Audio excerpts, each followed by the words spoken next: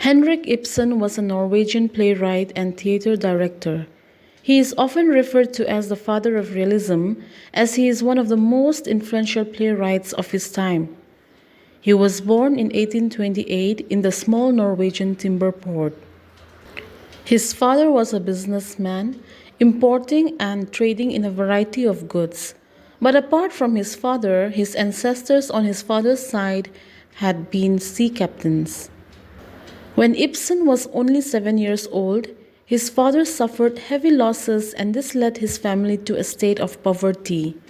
The family had to shift from its fashionable house to a humble lodging a few miles out of the town.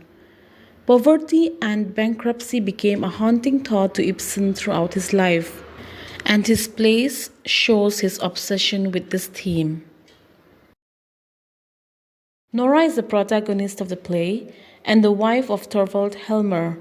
She initially seems like a playful, innocent child who lacks knowledge of the outside world, but in reality, she does have some worldly experience and had done something very serious that has made her to be very nervous throughout the play.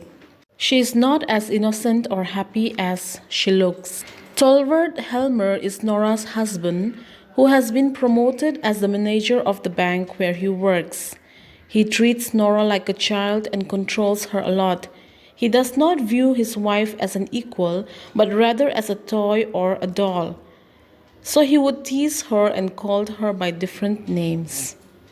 Krogstad is a lawyer who went to school with Torvald and holds a subordinate position at Torvald's bank.